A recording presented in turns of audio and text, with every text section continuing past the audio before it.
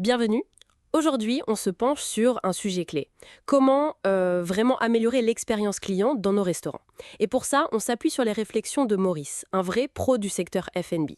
Ces idées s'adressent d'ailleurs surtout aux patrons d'hôtels et de restaurants. Exactement. Et l'idée centrale, c'est que l'expérience vécue par le client, ça pèse aussi lourd, sinon plus, que ce qu'il y a dans l'assiette. Oui, il y a un chiffre qui m'a marqué. 70% des clients contents, ils parlent de leur bonne expérience à au moins 6 personnes. C'est une pub incroyable en fait. Ah oui, c'est énorme comme impact. Alors, notre objectif, là, c'est d'explorer ensemble les 5 points essentiels que Maurice a identifiés pour transformer un simple repas en un souvenir. On commence par le début, la toute première interaction. Allons-y. La fameuse première impression. Apparemment, tout se joue en, 7 secondes? C'est fou. C'est ça. Et le chiffre qui fait réfléchir, 67% des clients qui ont une mauvaise première impression, ils ne reviennent pas. Ah ouais, quand même. Ça veut dire que l'extérieur, la façade, l'entrée, c'est hyper stratégique. Totalement. D'où l'importance, comme le dit Maurice, de bien former l'équipe d'accueil. Le sourire, la façon de dire bonjour. Il suggère même des jeux de rôle, c'est-à-dire. Des jeux de rôle, carrément. Oui, pour que ça devienne naturel. Et puis il y a le téléphone aussi. Imaginez la différence entre un «Allô?» un peu sec et un «Restaurant du coin, Julie à votre service». C'est pas la même chose. Il raconte même qu'un client a annulé juste à cause du ton au téléphone qu'il a trouvé agacé. Incroyable. Et l'entrée en elle-même, donc. Propre, bien éclairé. C'est parlant. Ça crée tout de suite une atmosphère, un truc unique. C'est un bon point. Ça me rappelle cette anecdote d'un resto à San Diego. Ils ont juste harmonisé la déco extérieure avec l'intérieur et hop, plus 40% de réservation. Voilà, ça montre bien le lien. L'extérieur prépare à l'intérieur. Bon, une fois qu'on est entré, il y a souvent l'attente. Ça, c'est un moment critique. Ah, l'attente, le point noir parfois. Oui, et psychologiquement, c'est intéressant. Une attente qu'on n'explique pas, elle paraît 50% plus longue.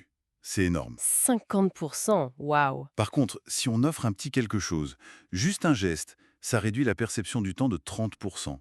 Et surtout, si on explique pourquoi et combien de temps environ, 72% des gens acceptent d'attendre. Donc la transparence, c'est la clé. Un système de réservation qui marche bien, avec des rappels SMS, ça aide déjà. C'est la base. Et puis dire environ 20 minutes, c'est mieux que ça va pas être long, quoi. Ça veut tout et rien dire. Exactement.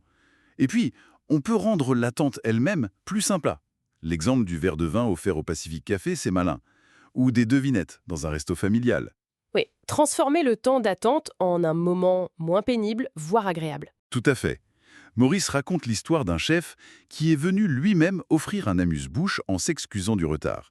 La frustration des clients s'est transformée en curiosité pour la suite. C'est fort. Ça, c'est bien joué. Troisième point, l'ambiance. C'est un peu l'âme du lieu, non? Complètement.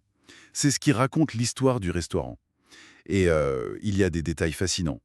La musique peut changer notre vitesse de repas. Ah oui, oui, plus vite, plus lentement. Oui, selon le rythme. Et les couleurs aussi. Le rouge, l'orange, ça stimule l'appétit. Le bleu, ça l'apaise plutôt. Et la lumière, bien sûr, c'est crucial. Donc il faut penser à tout ça en fonction du concept. Voilà, la cohérence avant tout. Un bistrot français, ça n'a pas la même ambiance qu'un resto fusion moderne. Chaque détail compte. Maurice insiste aussi sur le fait de rafraîchir le décor. Ah oui, éviter les guirlandes de Noël en février. Exactement. Ça fait un peu négligé, quoi. Il cite un resto qui changeait subtilement les couleurs selon les saisons. C'est d'une petite touche, mais ça montre qu'on s'en occupe. Et il parle aussi des odeurs, je crois. Ah oui, l'odorat. L'exemple du resto italien qui diffuse une bonne odeur d'ail et d'herbe juste avant l'ouverture. Ça met l'eau à la bouche direct. Malin. J'avais vu aussi un café avec des zones différentes. Un coin bibliothèque, un autre plus jardin. Pour choisir son ambiance. C'est une super idée, ça. On passe au service? Le service, personnalisé. Le cœur du réacteur, comme vous disiez. Bah oui. À l'heure du digital, le contact humain, le vrai, ça devient un luxe. Et ça paye. 78% des clients dépensent plus s'ils se sentent reconnus. 78%. C'est énorme. Et se souvenir du nom d'un client, ça augmente ses chances de revenir de 23%. Et même un problème, s'il est bien géré, ça peut fidéliser encore plus. Mais comment on fait ça concrètement, sans que ça devienne une usine à gaz? Maurice suggère de former les équipes à être observatrices. Noter les petites habitudes, eau plate ou gazeuse, ce genre de choses. Certains restos ont des fiches clients. Le Rattlesnake Club, c'est ça? Oui, par exemple. Et utiliser le nom, mais avec tact. Dire « Famille Martin, votre table est prête », c'est quand même plus sympa que « Table 7 ». C'est sûr. Et l'idée de transformer une plainte, genre « merci de nous aider à nous améliorer », ça change tout. Ça désamorce et ça valorise le client. L'anecdote la plus forte, c'est peut-être celle du serveur qui accueille un habitué absent depuis longtemps avec un « toujours sans gluten, monsieur, le chef a pensé à vous ». Ah oui, là l'impact émotionnel doit être dingue. Ça marque à coup sûr. Exactement. On arrive au dernier point, des politiques claires. Les règles du jeu en quelque sorte, pour éviter les frustrations. C'est ça. 45% des avis négatifs parleraient de surprises liées à des règles mal comprises. Le dress code, les enfants, les changements dans les plats. Donc il faut que ce soit clair, net et précis, et expliqué gentiment, j'imagine. Voilà, la transparence, encore une fois. Mettre les règles sur le site web, sur les réseaux, dans la confirmation de RESA. Et former l'équipe à expliquer le pourquoi. Pas juste « c'est la règle », mais « cette politique nous aide à mieux vous servir tous ». Trouver le bon équilibre entre être ferme et rester humain. C'est tout à fait ça. Maurice dit « nos règles sont fermes, mais notre cœur est souple ».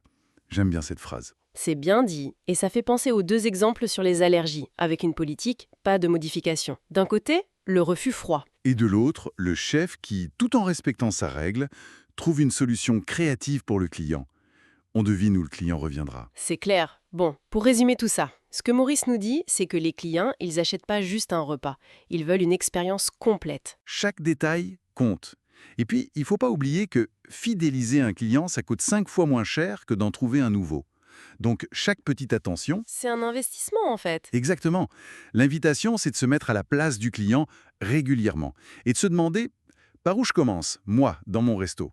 L'accueil, l'ambiance, apprendre les noms. Chacun peut trouver son point de départ. Et pour finir, une petite question pour nos auditeurs.